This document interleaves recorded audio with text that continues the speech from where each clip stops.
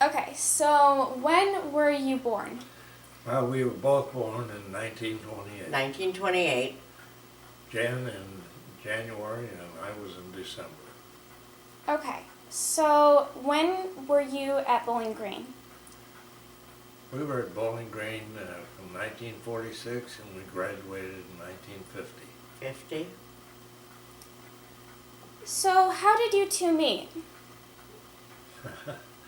Well, years ago when we were in high school, of course it was during World War II, and we had paper drives. And I lived in Port Clinton and Jan lived in Fremont. And she was visiting a friend in Fremont while we were doing a paper drive, and I happened to be driving the pickup truck where we were picking up paper in the city. And she kept looking in my window, and I kept putting brakes on and stopping her, and that's how we first met. And he would put brakes on and it would throw my head and face To the window. to the window. And I didn't get mad at him, but I just looked very cross at him because he was hurting me when he would throw me against the window. But that was his way of getting my attention. Okay, so how was your college experience at Bowling Green? Mine was great. I met new friends. I become an adult and did things for myself. And the studies were interesting, and I loved all the activities that went along with it.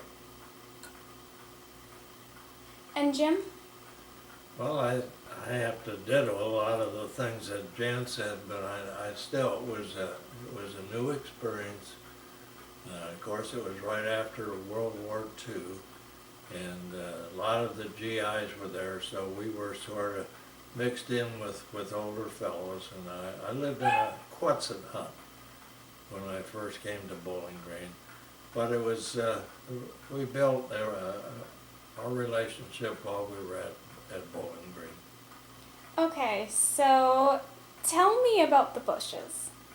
About what? The bushes, you know, at the dorm, how the RAs would shake the bushes, you know, because couples were kissing.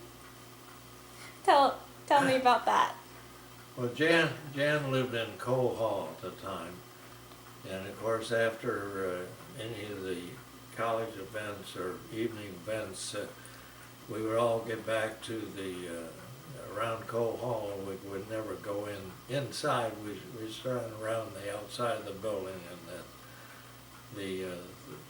the house mother at that time, I remember, she'd come out just about 5 minutes before the doors were locked, and she'd shake her keys and shake the bushes, so to speak. And then all the girls or the fellows that were dating each other would try to hide or come out of the corner, and it was a fun relaxation for us to do this together and try to put on a big act for them.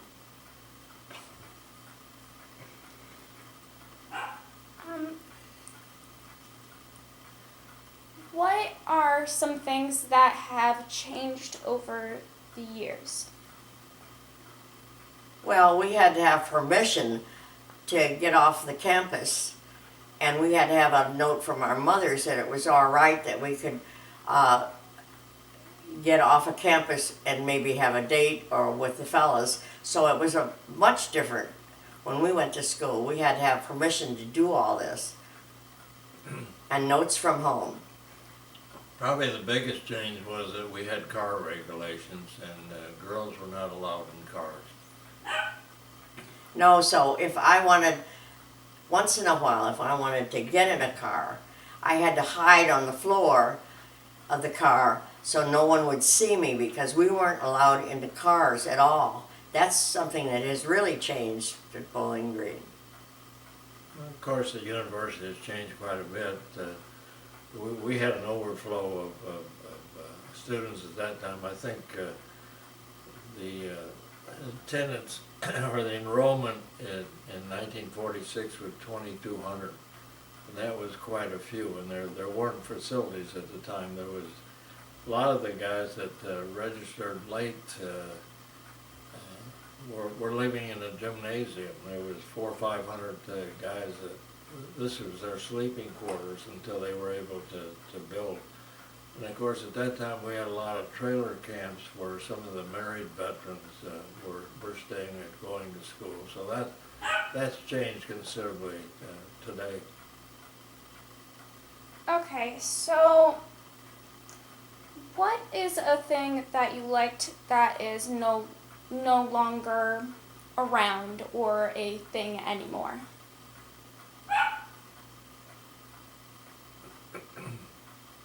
Something that we liked and is no longer there.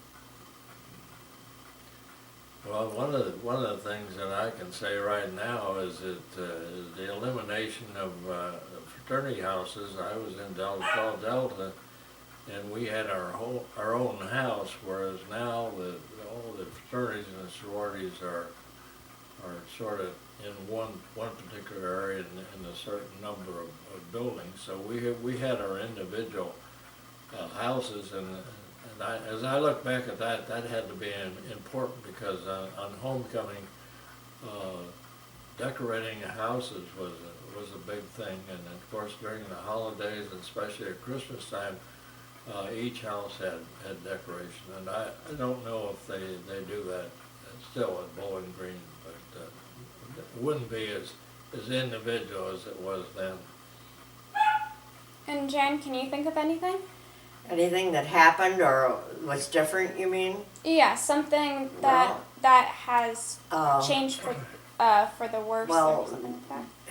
What has changed is what he said, that we had to have permission to go off campus on a date or whatever. We had to have permission from home that it was okay.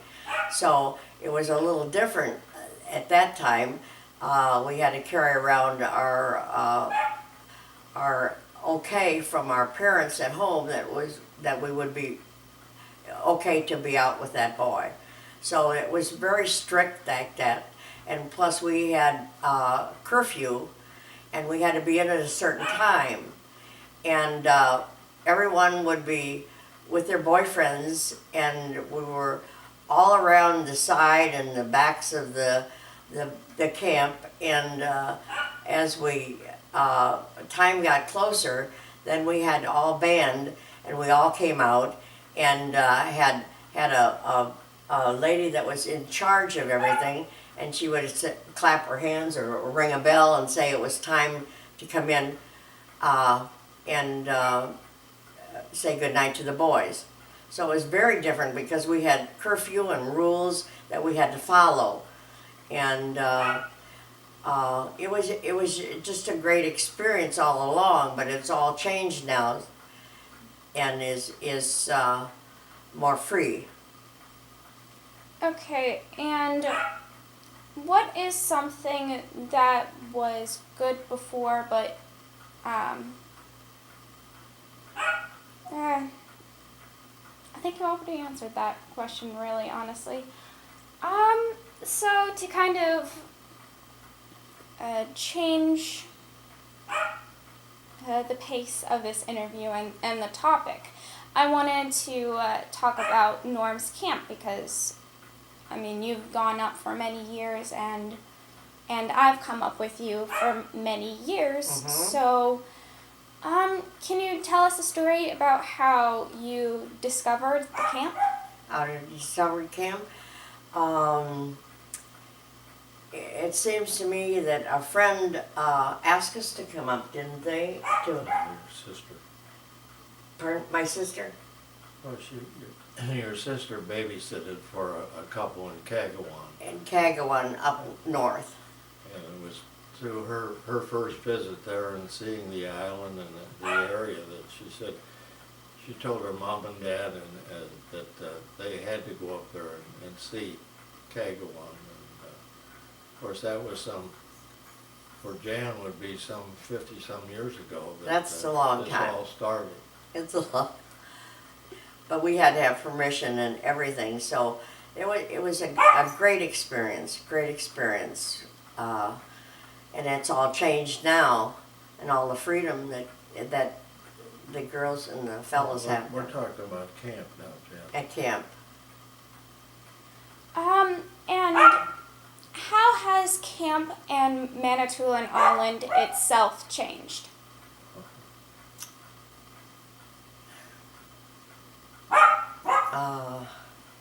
Well, there's been dramatic changes because we lived in a cabin when we first went up there, and boating has changed. I mean, we had wood boats, and we'd take our family out on a boat, and maybe with a little 3 or 3.5 horsepower motor, and it'd probably take all day to go on a fishing trip. Whereas now, of course, the boats, as you know, your dad and his boat, and the pontoon boats now, and it's just an entirely different environment. But Do you mind repeating the first part because the clock went off? yeah, So, what about Canada, or Manitoulin Island and Norm's camp changed? So, how it's changed? how has it changed? Can you repeat your answer because the clock made noise while you were answering? I'm not sure I'm with you on it. So you just answered a question. Yeah. Do you mind repeating that? Do you mind repeating that answer because the clock made Oh, noise? I see. Okay. Well, conditions have changed. Boating has changed. The amount of time that we fished and the type of fishing we had. We've stayed in when Jan first went up to Canada, she stayed in a what they called a wee house, which was a room off the garage of these people's homes that they could stay there in the summertime and friends like us coming up just to be by the lake. But the lake is considerably different. There are more boats, different kind of boats, Yes. Whereas before there were just minimal number of boating and fishing on the island.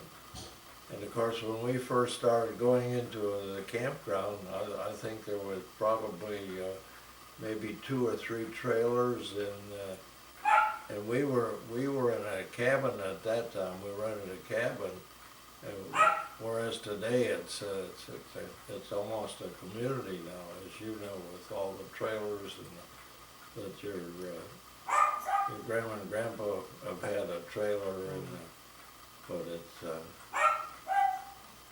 it's the thing that hasn't changed is that over the years, as our family came and grown, we all now are coming up. In fact, this last summer there was 15 of our immediate family with our kids and our grandkids, and now we're having great grandkids come up here. So that's been the biggest change. Yeah.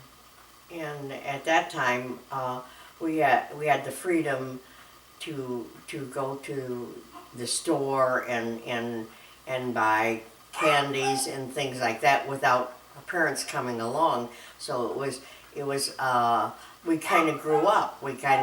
And our parents trust us because it was a safe place that we could go and play or take walks by ourselves. And we thought we were pretty grown up at that time. And then we had campfires that brought us all together. And the campfires were fun because we always had things to eat and marshmallows to toast. And it was families doing things together and having fun together that brought us together, and why we want to come back so many years because it's something that we can all do together, and I think that is important that families do things like that, and this was one place that we could. So it's a huge family tradition with multiple families. Right.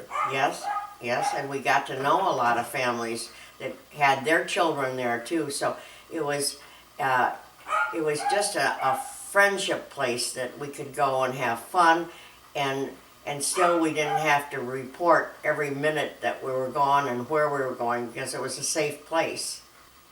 Yeah. And it's been an international family because a lot of our friends are Canadians and even friends from Ohio and Indiana and Illinois and Yeah. Wisconsin, and it seems so much of our friendship has developed and grown over the years that we've maintained them for a number of years. So it's the type of camping experience that I think really, as you look back, it has real value, real family value. And are there any similarities between how Bowling Green and this general area has changed and how Norm's camp has changed? Well, one of the things, there weren't many paths up there. We had to walk through the dirt and the muck and everything when we went camping. There weren't paths. So now it's all changed, and they have paths that we can walk in, and paths that we can picnic at. Before there was nothing. We just had to walk on the side of the water edge or behave and watch and take care of ourselves because everything was more wild. In other words, it's become more organized and a little more commercial, but it's still a great place to visit the camp and to renew friendships and find new friendships. And do you feel like there is a similar community at college and camp? So is there a similar feeling, friendship? What? I think so. Because we housed together, and then we did things together, and I think families stuck together more this way. And in the evenings we would have campfires that would call parents and children together, and it was doing things together that kept us excited about that. We were with mom and dad, and yet we were with our special friends. Okay. Do you Well, we've maintained that similar arrangement with a lot of our college friends. I've had strong relationships over the year with a lot of my fraternity brothers, and fortunately there's not too many of us left, but there's always been a bond, and we had a family lived here in Perrysburg that I've maintained. Well, we were each other's best men in our weddings. It's friendships that last. Friendships that last, and they grow stronger as each year we would go back and meet the same people and the same friendships, and we would share life together, and that's so important. Do you have any last words, few last ideas that you want to put out there?